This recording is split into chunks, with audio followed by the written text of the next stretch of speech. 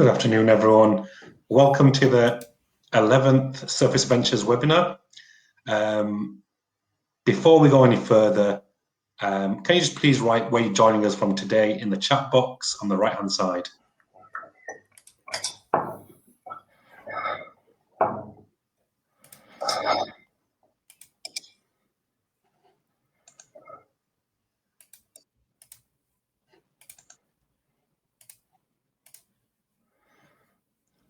Great, we're getting a few responses.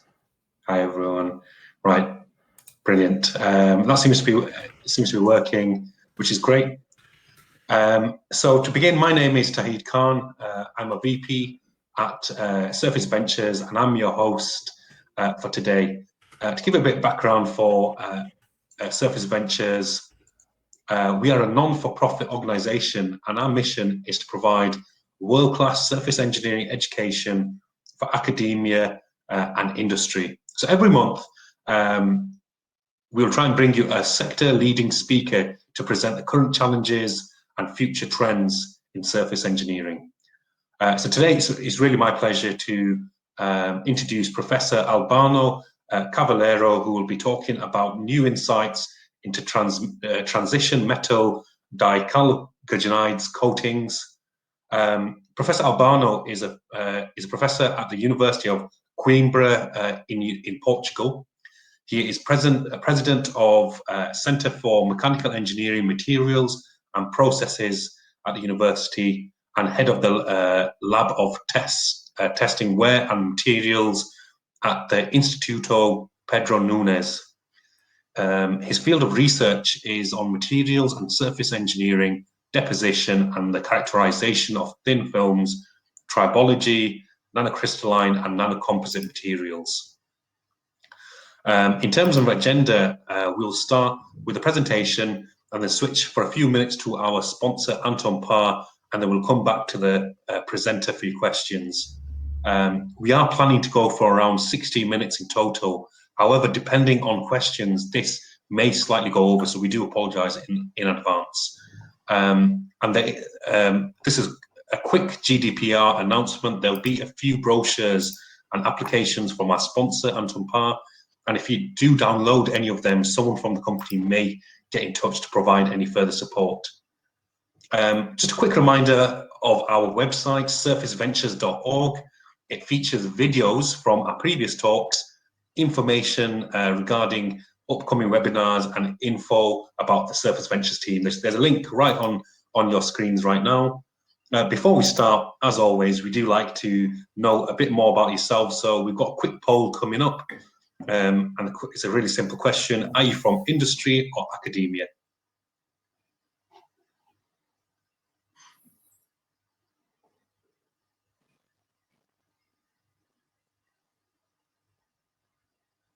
Brilliant. We've got a lot of academics in the house today, which is brilliant. So on that note, I'd like to hand over to our speaker today, Professor Albano. Over to yourself.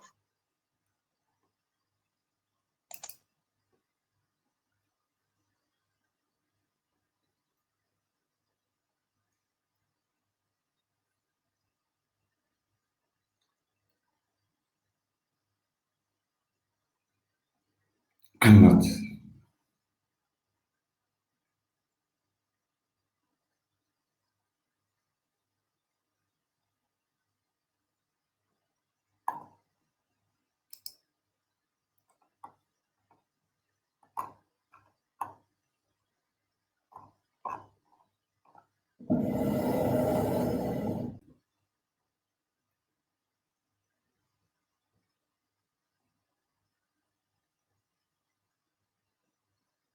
Entovina.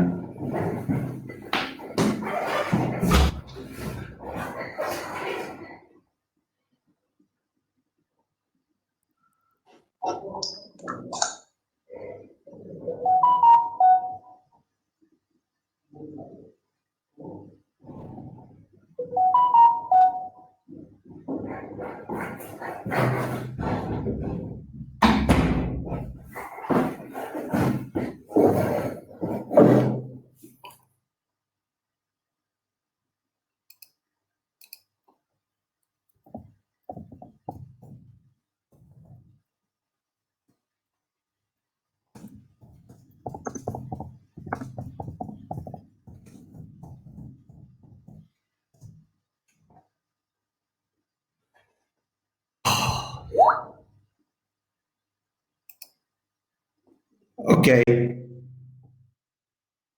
Are you listening me?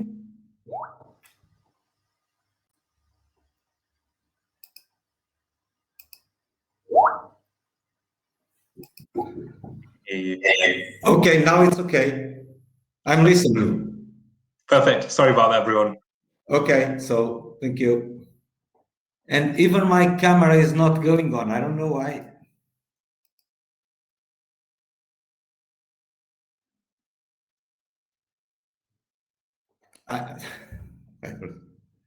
This is really bad. Okay. Okay. I don't know if you are seeing my face. So I will just start the presentation as it is, because I know that in fact people are just listen me. So my name is Alberto Cabaleiro. I'm coming from the University of Coimbra in Portugal, from this surface engineering group, from the Center for Mechanical Engineering and Material and Process. And I'm also director of this LEDIMAT. This is a research lab in Instituto Pedro Nunes, which is a research institution making the interface between the university and the industry. So I would like to thank Surface Venture and also Anton Park for this opportunity. I think that it's really important for us just to try to show you some of the last developments that we are doing in relation to this strange name, but transition metal dichalcogenides. So from now on, very probably I will say many times, instead of transition metal dichalcogenides, I will just say TMD coatings, because it's easy for everybody. So this is the point, is that I cannot go on with the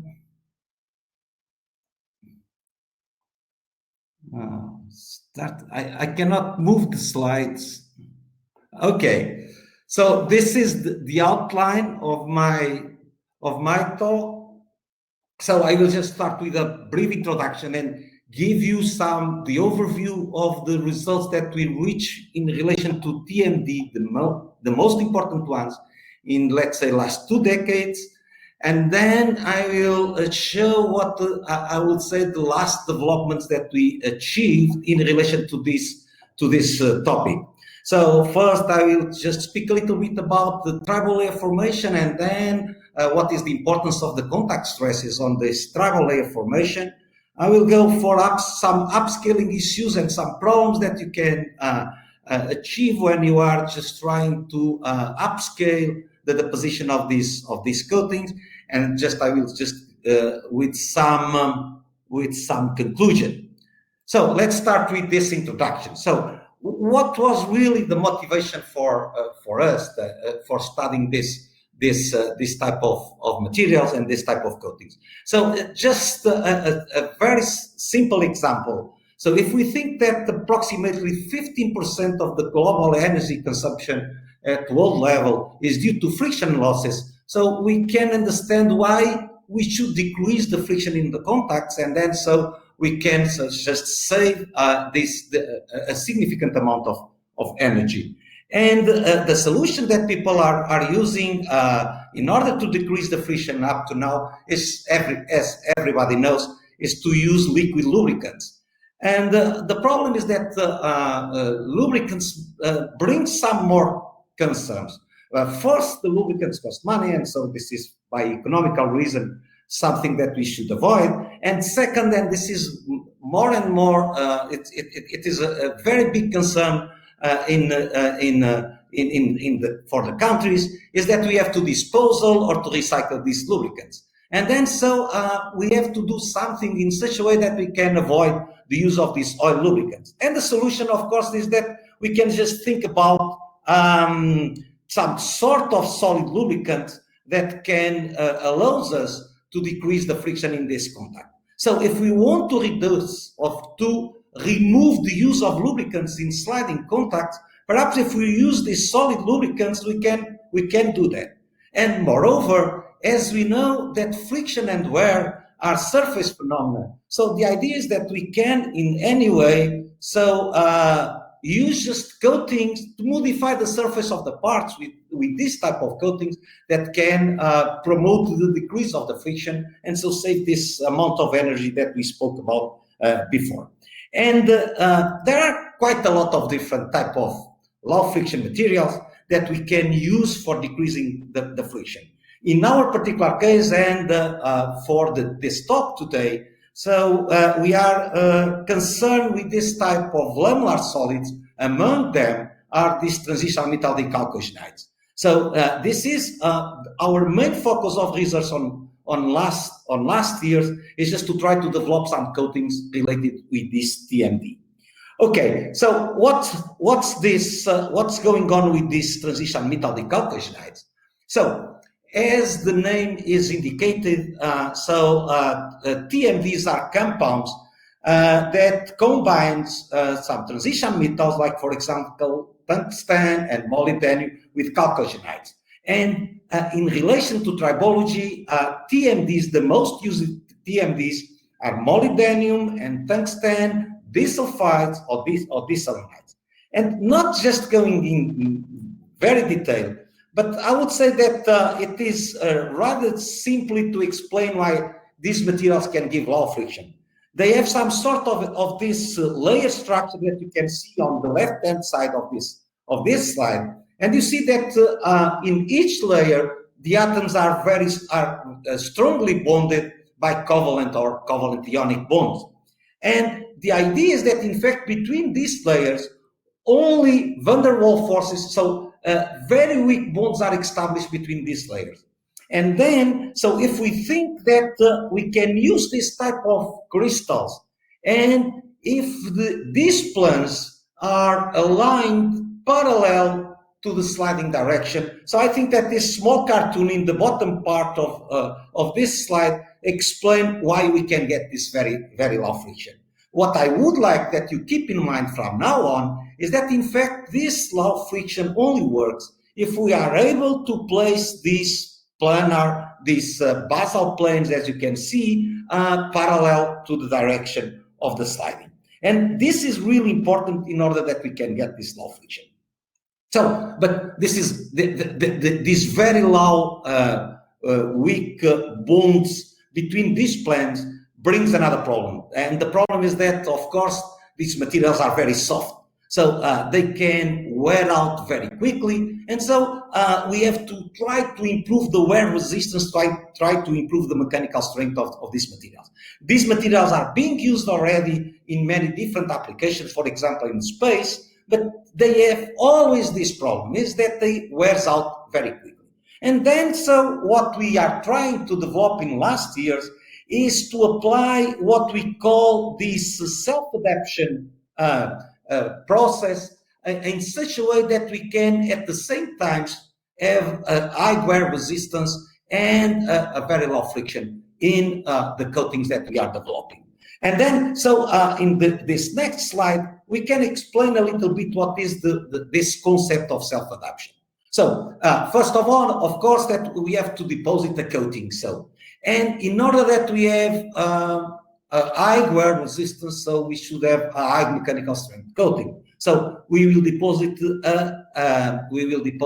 a hard coating, and then what we will do is we will introduce in these coatings an element of or a compound that in our case are these TMD crystals inside the hard coating.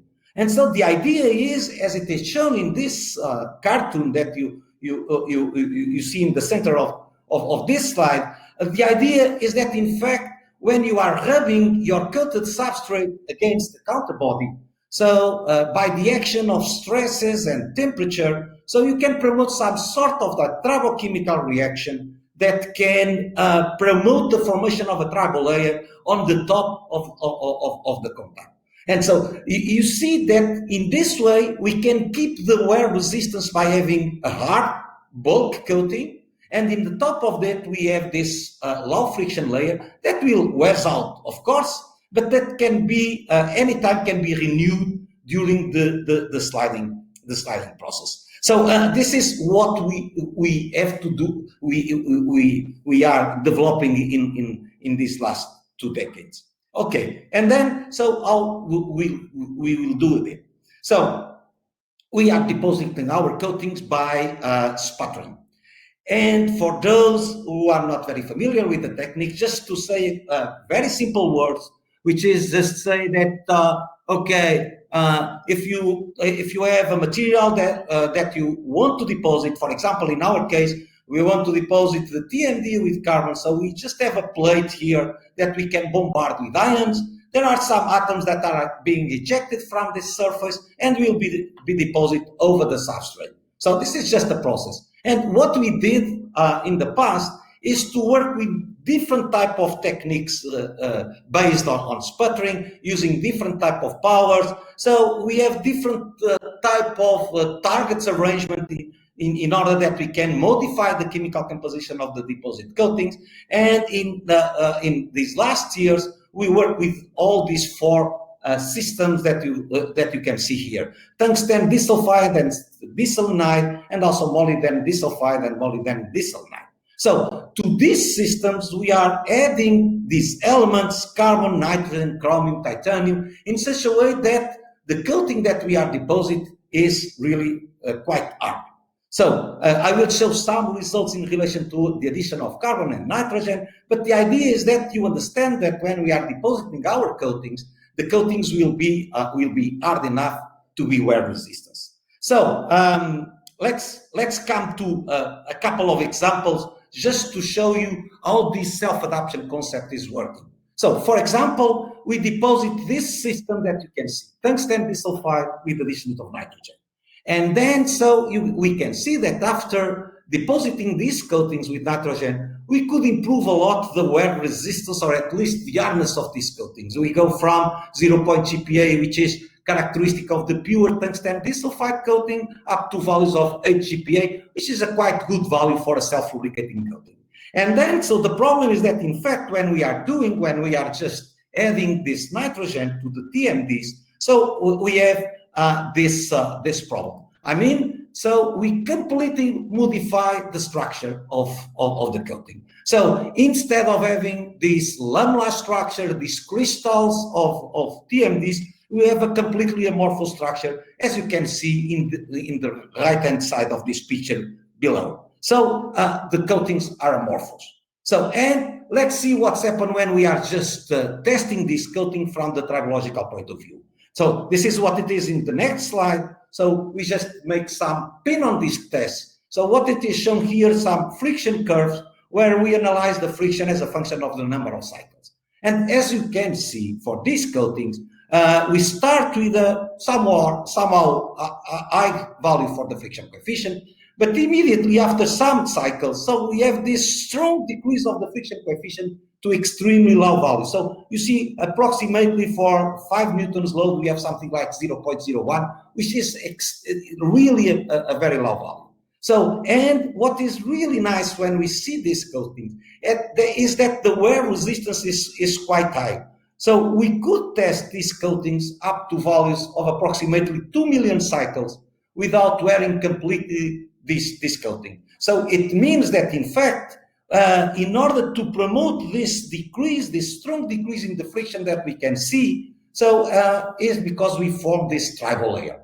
And then, so from the moment that you form this tribal layer, we can reach this low friction and at the same time this high wear resistance. And in the next slide, we prove that, in fact, we can just form this tribal layer. So what we did, so what you can see in this slide is the wear track. And what we did was just to cut a small slice by FIB, as it is shown here. And so we just went to the transmission electron microscope and see with high resolution what's happened in the cross section in that small zone. And this is the micrograph that we can observe. So let me just tell you that from now on, whenever you see this, you see in this picture on the left side, there is some sort of a granular structure. So this part is related to platinum that we deposit in order to do this slice of FIB. It means that this granular structure that you can see on the left side means that this is the top of the wear track. Whatever is the orientation that the picture has, so it means that that part is the top. And so, as you can see in this picture, in this micrograph, you see that in this top surface, you can see really some crystals, the planes of the crystals of TMD, which are aligned parallel to the surface, so parallel to the sliding direction. So what we are proving is that, in fact, it's possible to crystallize the material at that point and giving rise to the formation of this tribal layer as it is shown. So we can also see that in the counterbody, so the same thing is occurring, as you can see on the right side, that in fact you can also promote the formation of some well-aligned crystals of TMD on the top surface. Okay, so this is the first example, as I'm telling you. So we can transform the amorphous material, we can crystallize the amorphous material to give rise to these crystals. And then, so we can give another example now, just to show this self-adaption process, which is related to what we call the reorientation. So in this particular case, so we have this system, molybdenum diselenide, where we put some carbon. And again, as before, we could just deposit a much harder coating than the pure tungsten disulfide. We went from 0.5 GPa to about, let's say, between 6 to 10 GPa. So a quite good hardness. And then, so let's check what's happened in relation to the microstructure in this particular case. So when you have low amounts of carbon, which is in the left side of the picture on the left, so you see perfectly that there is these planes, these crystals with the TMDs, which are randomly oriented, as you can see. But when we have an increase in the amount of carbon, we can deposit this type of nanocomposite structure that you can see in the middle picture and in the right picture, where you see that there are some platelets, some crystals, or TMD, which are randomly distributed in an amorphous matrix, as it is shown here. So let's see what's happened when we are testing this from the tribological point of view. So, and the next slide will summarize the results that we got with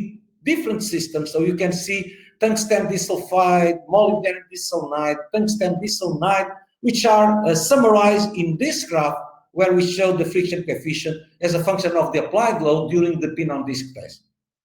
And what I would like to call your attention for is that there is quite a lot of points here, which means that we can get this low friction lower than 0.1 in many of these systems that we tested by pin-on-disc.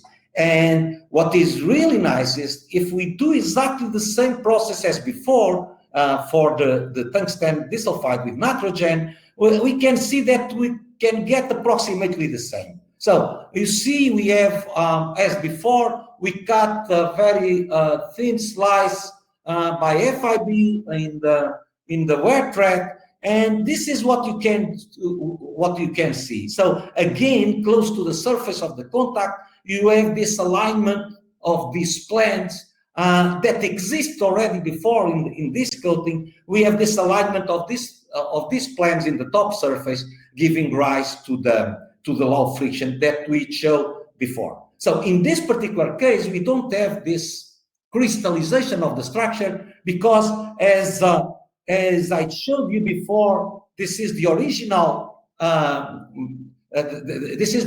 structure, and you see this random crystals that you can see here in this nanocomposite structure will approach to the surface well aligned, giving rise to the low friction. So this was just two examples how this self-adaption concept can work and how we can have a hard coating, and in the top of this hard coating can form this tribal layer that can give rise to very low values of friction. So this is basically what we have done in last years. So just trying to get this self-alignment, this self-adaption in such a way that we can provide low friction in these hard coatings. And now, so what I would like to show you is some results that we got very recently in last 2 or 3 years. And I would like to just say some words about the way how this tribal layer is being formed.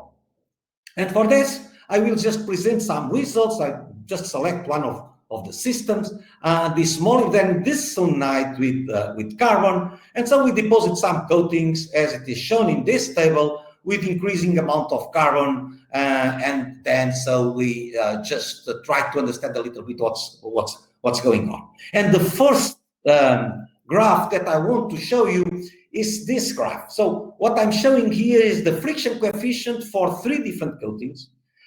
And this friction coefficient is the average value of the entire friction curve during the test.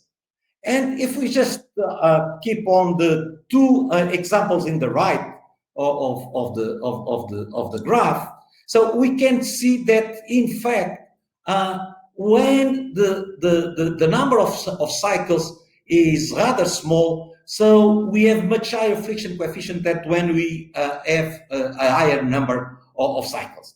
So this means that in fact, in order that we can decrease the friction, and as we said before, the decrease of the friction is in any way related with the formation of the low friction tribal layer on the top of the contact. So this means that in fact we need some cycles, some number of cycles in such a way that we can form this tribal layer. So, and this is clear shown in the next slide. So this is the wear track. This is a micrograph of the wear track after 25,000 cycles on the left side and after 100,000 cycles on the right side.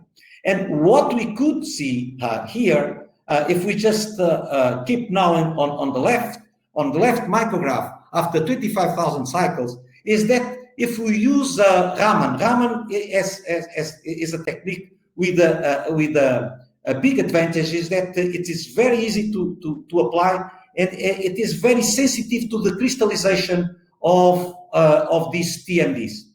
So what we could see is that depending on the place where we make the analysis of the structure, so we can see that, for example, in the red points, so we get exactly the same structure as in the S deposit condition, is this red curve in the graph, but in some other zones which are corresponding to the black points, so we can see perfectly the appearing of some peaks in the Raman spectrum, meaning that in fact we are having in those points crystallized material. So from the moment that we go to the micrograph on the right side, so what we could see is that doesn't matter where we make the analysis. So in all places of the wear track, so we can get crystallization, we can detect some crystalline materials, meaning that in fact in this particular case, after 100,000 cycles, so we have the wear track completely covered with the tribal layer. So we could prove this also by transmission electron microscope. This is what is shown in the next slide. So you see, for example, here this point, in this red point, you see in the left picture that there is no formation on the top surface of any crystals, which is not the case on the right side. So on the right side, it's clear that there are the formation of a couple of layers of these TMDs that can assure, as we wanted, the low friction in this particular case. So if we go to the micrograph after 100,000 cycles, you can see that in this particular case the tribal layer is much thicker, so it's something like that can reach about 20 nanometers, and in this zone you can see the planes oriented parallel to the sliding direction, so justifying the low friction. So the point now when we come to this here is just to try to understand how this tribal layer is being formed. So as I showed you before for this molybdenum selenium carbon system, so we show that it's possible to have some reorientation in the bulk of the coating, and these planes come to the surface perfectly oriented, giving rise to the low friction. And the point is that when we are making our studies, sometimes we could find things as it is shown in this micrograph on the right. So if you just focus on this rectangular, this red rectangular that you are here. So, and if you just make this detail in the inset of this figure, so you can see that it seems that as like this this tribal layer was in any way glued to the surface, to the wear track. So, and if you go a little bit more in detail, so on this zone, so this is what it is in this slide. So again, so you see here the tribal layer, and if you just make some more detail on this, and you see is with the high magnification, what you can see is this strange situation. So you see the tribal layer here on the top, but what is strange is that this tribal layer, this alignment of these planes is occurring in the external part, so in the top contact surface, but you can see also that it can occur in the internal part. And these two crystals that you can see in this picture are separated by an amorphous zone. So we cannot explain this by a direct transformation of the material on the top of the coating that we are having. Moreover, so for example, we can also see cases as it is shown in this picture where you see the tribal layer, and beneath the zone where the crystalline material exists, which is on the external part, we could detect some oxides. And so it's not possible to understand that this tribal layer can be formed from the material, from the bulk of the coating, excepting if we consider that the tribal layer was formed outside in the contact in any way, and then it's transferred to the wear track and is like being glued there and promote low friction in this way. So what I'm saying is that the transformation that I explained to you before is not occurring directly in the material of the coating, but this is occurring outside the coating in the contact, and then is transferred again to the wear track. So this is what we think. But at this moment we can just perhaps ask, but probably what I presented before in relation to the way how we can transform the material to get the formation of this tribal layer is not a direct transformation of the material on that point, but it's always the transfer of the material from the contact to the wear track. And so what I mean is that, for example, in this picture, I'm suggesting is that these crystals that you can see on the top part of this of your coating are really are transferred from the contact and are glued there in the wear track. And so in order to try to understand if this is like this, or if the direct transformation of the material on the contact can occur, so we designed a very simple test, which is schematically shown here on the right side. And basically what we did, we slide this ball, as it is shown there, in relation to the coated material, to this flat disc, and we did this several passes. And the idea is that between each pass, so we just rotate the ball in such a way that any transfer material are avoided in this way. So it means that the material of the ball will be always original, will be always virgin in relation to the wear track. And so we did several passes. And then so we just try to understand what was going on, and we make some Raman on the wet track. And so what we could see, in fact, is that it's possible to crystallize the material directly in the coating. So it means that it's not. There are some cases where the transfer material, this tribal layer, is not due to the transfer material, but it's just the direct transformation of the material in the bulk of the coating. So again, we just study this by high resolution transmission electron microscope, and so you can see that in fact in the top surface again we can detect this tribal layer. Removing completely the possibility that this is a transfer layer due to the fact that the way how this test is being performed. And of course, this is really very similar what we get before in a normal pin-on disc test. So we can conclude at this moment that the formation of this tribal layer can have two routes. Either, as it is shown on the top, so there are some debris that can be removed in the initial contact.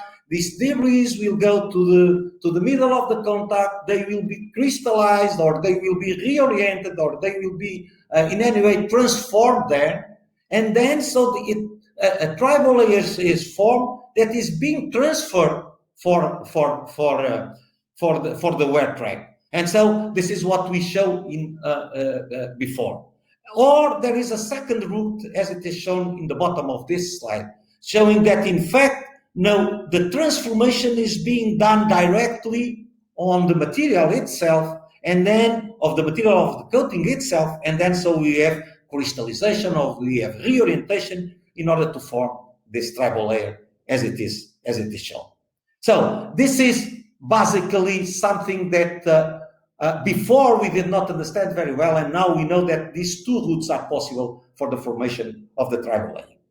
What it is now, the question is it always possible to form this tribal layer, whatever are the contact conditions? And then so in order to understand if it would be possible to form these tribal layers with low contact pressure, so we just made some tests with much lower contact stresses, so less than 100 megapascal. And so we could see that in fact for this system, this works.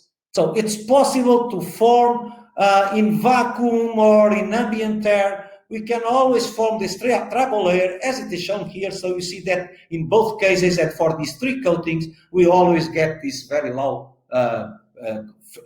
friction coefficient as it is shown here, meaning that it seems that even for low applied stresses, we can form this tribal layer. However, and I'm coming to the second point that I would like to enhance, this is not always like this.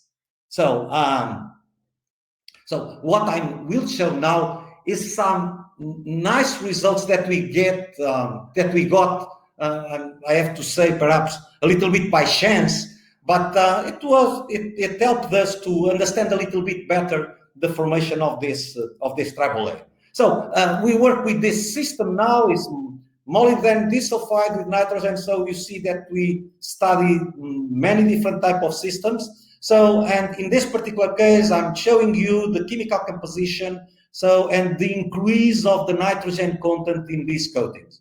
And the only point that I would like that you keep in mind during this process is that, as you can see here, there is a decrease of the sulfur over molybdenum ratio when we put more nitrogen in this coating. So I would like to call your attention for is that for the formation of these crystals of TMD to have the low friction, we should have enough amount of the chalcogen to form these crystals. And so what we can see here is that we are decreasing the sulfur of molybdenum rating that can have some impact in the formation of this tribal layer. So we come to the tribological results. So we test these coatings with this different configuration, which is shown here, which is this cylinder on flat test. So basically what we are trying to do, we are increasing the contact area. And so if we are increasing the contact area, it allows us to work with lower contact stresses. So, for example, for these conditions, we have approximately something which is less than 100 megapascal. And what I would like just to call your attention for also is for the geometry of this cylinder that you can see here. So this is not a completely flat cylinder. So on the lateral part of the cylinder, so this is a profile of the lateral part of the cylinder. And so what we can see is that we have a linear part in the middle, and then we have some rounded zones in relation to the borders of the cylinder. And what I would like that you keep in mind is that, in fact, as it is shown in the bottom part of this figure in the right, so what I would like that you keep in mind is that when we wear a little bit this cylinder, so we are increasing the length of the contact, as it is schematically shown in the bottom part of this figure. And this is really important, because from the moment that we increase this contact line, so we will decrease the stresses that are being applied to the contact. And so let's come to the results of these tribological tests. So this is what it is shown here. So you see these are the friction curves for the different coatings that we tested. And the first remark is that, in fact, we see that when we have high amounts of nitrogen, and don't forget, high amounts of nitrogen means lower values of the sulfur over molybdenum ratio. So there is less amount of sulfur available for forming the tribal layer. And so this is this immediate result that we can see in this graph. You see that when we increase the nitrogen content, we increase the running in period.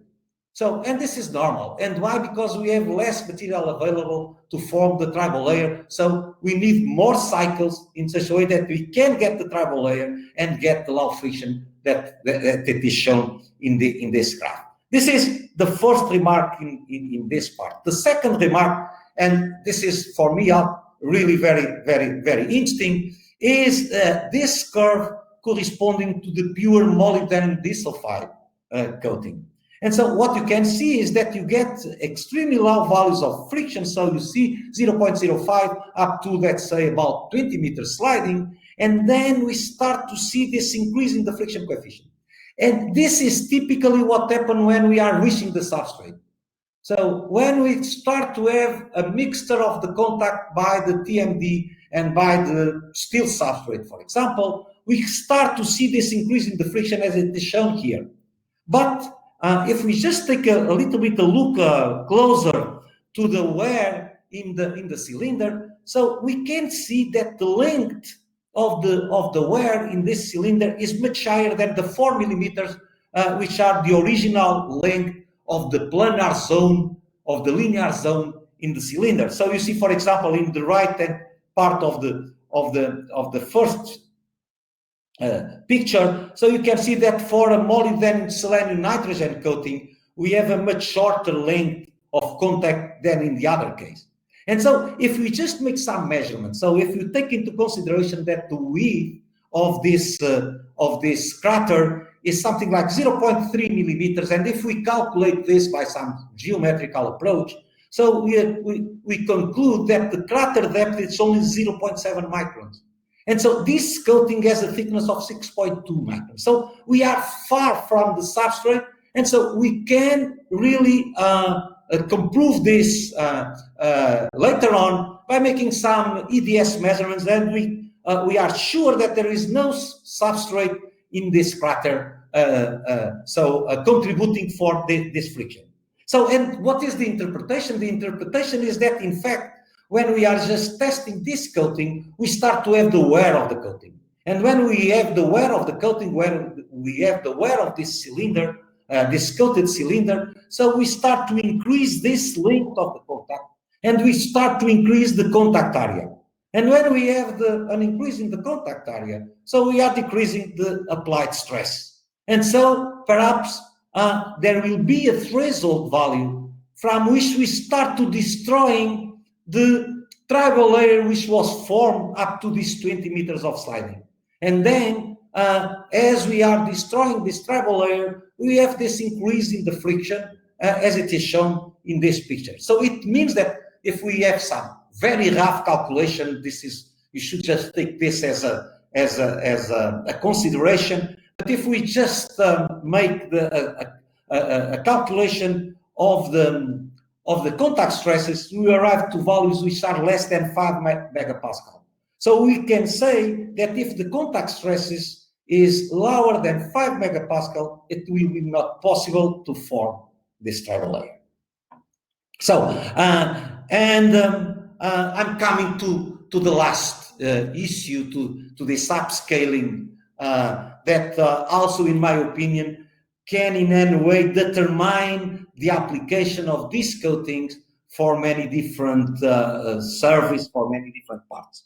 So, what we are concerned is with the dimension of the chamber and the places inside the chamber where the coatings are being deposited. So what we are trying to understand, what's happened when we go from the left side, which is a laboratorial scale equipment, to semi-industrial or an industrial equipment. And so what we just studied was just to say, okay, let's check if we have difference in the properties of the coatings when we place our substrates in different places inside the deposition chamber.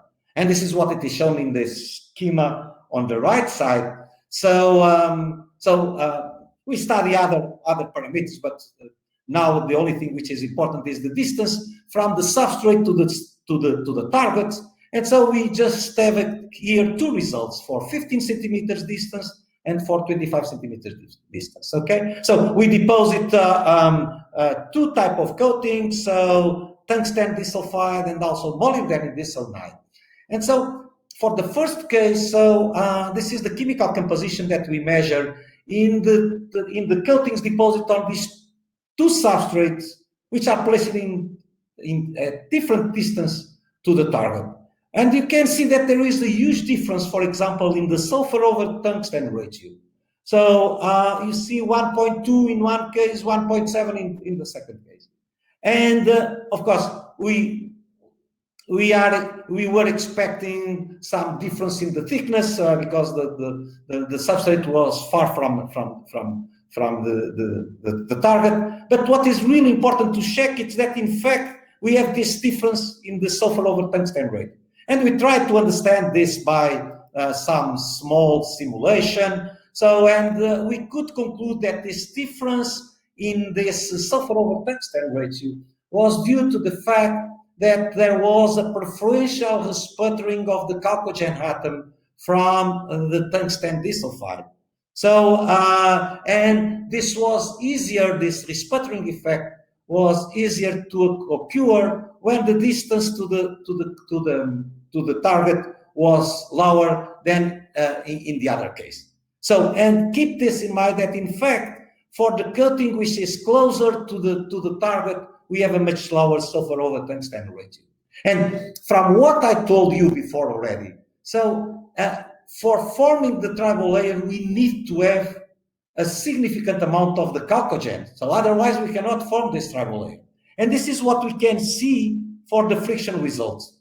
So when we test these coatings by pin on disc, so in ambient condition, so what you can see is that in fact the coating that were deposited in the substrate, which was at 25 centimeters, is working quite well.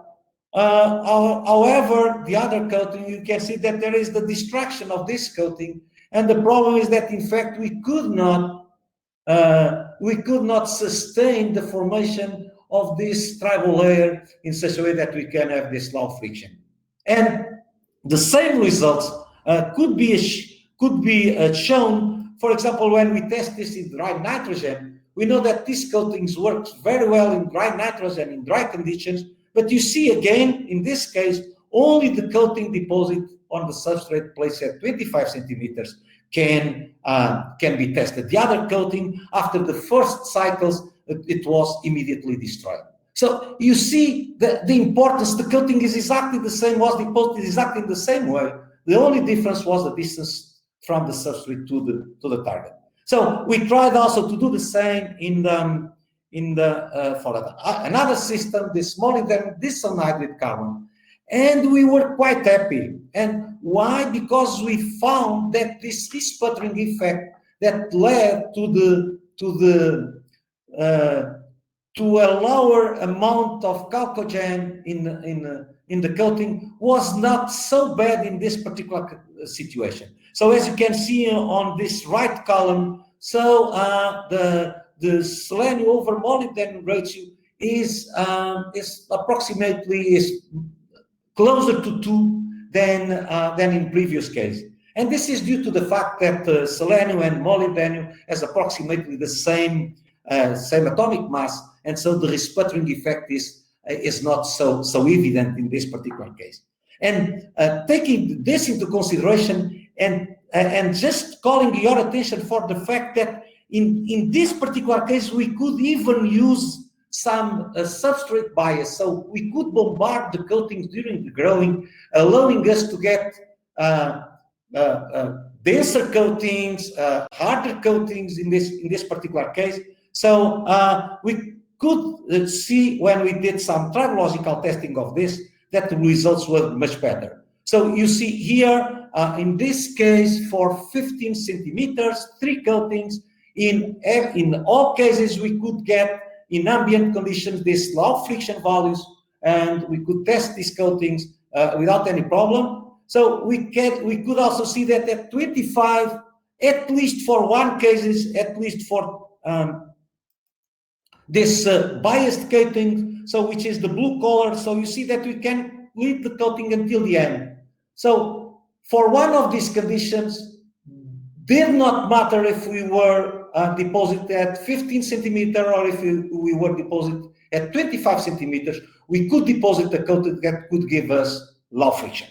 Okay, and when we test these coatings in dry nitrogen, it was exactly the same. So the same coating, this biased coating, could be tested when we deposit it in 15 centimeters distance substrate, and the same for 25 centimeters, as it is shown here by the blue color. So we could just test both these coatings in similar conditions, and we can get this low friction in both of these cases. So at least in comparison with tungsten sulfur carbon system, depositing this molybdenum selenium carbon system in industrial conditions, we can have much better results. So, and after this, I come to the conclusions. So just to say that okay, I showed you what in which consists this self-adaption phenomena in this TMD containing coatings is due to the formation of this tribal layer that is responsible for low friction and in some cases for high wear resistance.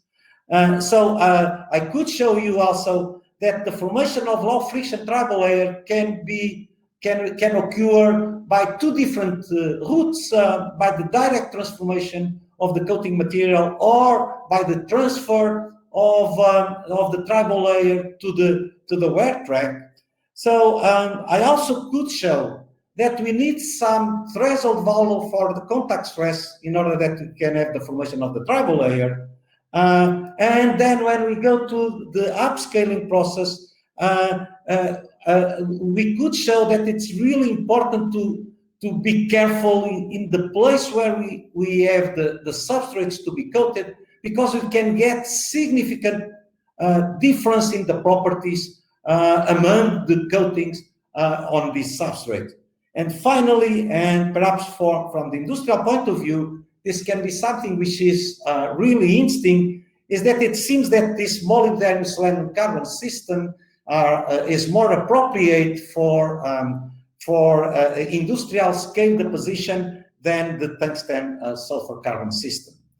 So, and with this, I end my presentation. So this is some acknowledgement, some special thanks to Todor, Taya, and Kauchik.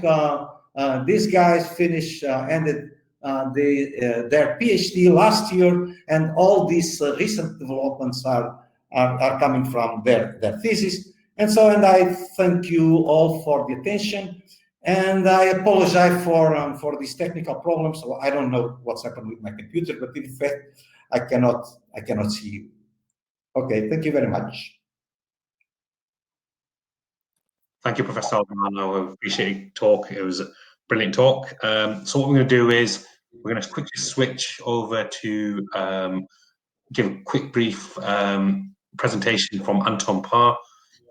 Anton Parr, representative, was not able to attend today, so we're going to show a video on their behalf and launch a few brochures. So I'll just hand it over to Sam, please.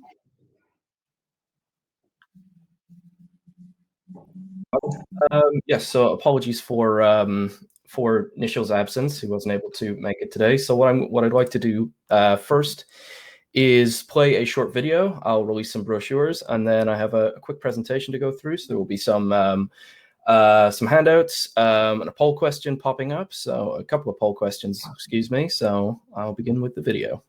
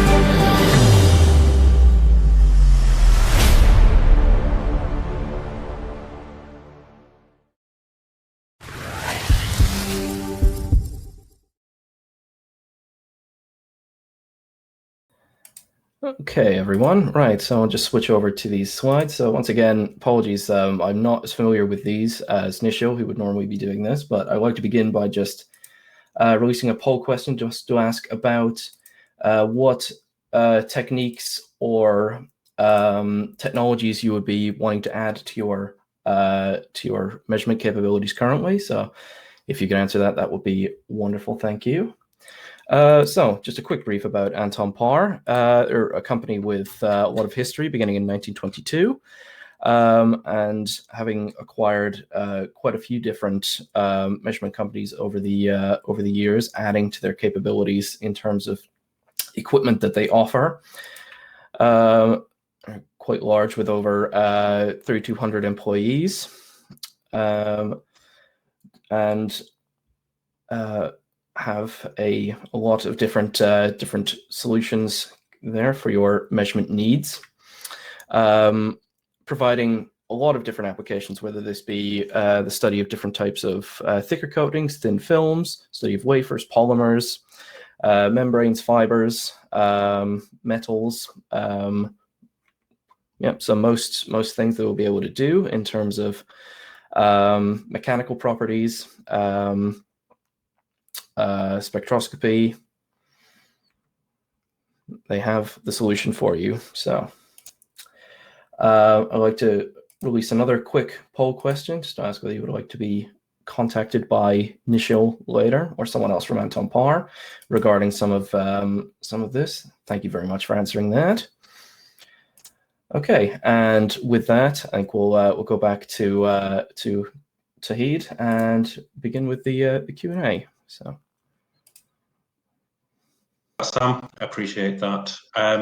Everyone, so I know we're overrunning, so we'll take a few questions, and any remaining questions we can send to Professor Albano, which we will hopefully get the answers back to you. So we should see a few questions on the screen. So the first one is, have you ever produced and tested multi-layered TMD films? Do you see any advantage of this architecture to try and improve mechanical properties whilst keeping low friction? Thank you for that. What can I say? I would say that should not be very advantages of that. So, of course, that we have perhaps two main points that we can consider. Tungsten disulfide with nitrogen is typically more harder than molybdenum selenium nitrogen. On the other hand, molybdenum selenium nitrogen behaves much better in different environments when compared with tungsten sulfur nitrogen. So if we associate both of them, perhaps we will be able to have some advantage in relation to to the single tungsten disulfide with nitrogen or molybdenum disulfide with nitrogen. But I would say that we will increase a lot the complexity of the system. So I don't think that the advantage that we can have with that will overcome the drawbacks of the complexity that we can that should occur with this solution. So I would not advise to do it. From the scientific point of view, I would say yes, we can just try, but for the application point of view, I don't know if we will have any advantage in doing it. Perfect, thank you. That's a really interesting answer. Right, should we move on to the next question, which hopefully should pop on our screen. Have you studied the influence of humidity on the stability of the coatings? Yes, of course, we did. And in relation to TMDs, this is one of the main points. So TMDs are quite influenced by the humidity in the environment. Only if we are able to select the best coatings, we can in any way avoid the problems of the humidity in the tribological behavior. And as I said before, molybdenum diselenide behaves much better in relation to the humidity when compared with tungsten disulfide. So in some cases, we have good results with tungsten disulfide. For that, we need to avoid the contact of the environment during the transformation and during the formation of the tribal layer. And this is possible to be done in some particular cases. But globally, it's easier to form the tribal layer even in humid atmospheres for the molybdenum diselenide system. So yes, we studied. Yes, we know that humidity is a big problem in relation to the tribological behavior of this type of systems. It's normal, for example, for tungsten disulfide with carbon to get values of 0.15, for example, or 0.2 when we test these coatings in humid air. So yes. Brilliant. So our next question, we'll take a few more. What is the temperature threshold for the WSC coating for high temperature tribo tests? Okay, from our experience, we did quite a lot of testing at high temperature also. And so for tungsten disulfide with carbon, we could test these coatings up to 400 degrees C. At 400 degrees C, we start to have some problems of mechanical strength. But I would say that 300, 350 degrees C, these coatings behave quite well with extremely low values for the friction. So when we are in this particular case, so there is no humidity in the atmosphere, so due to this high temperature. And so the friction coefficient is something like, let's say, 0.02, 0.03, depends a little bit on the load that we are applying during the tests. Brilliant. Thank you for clarifying that. Couldn't you have added an extra target to account for the scattering? So in case of molybdenum diselenide, so it's not easy to have an extra target for selenium. For the case of tungsten disulfide, it's not also easy to have an extra target for I don't know. Perhaps the person is asking if we can just put another target and for the scattering, but the scattering is occurring.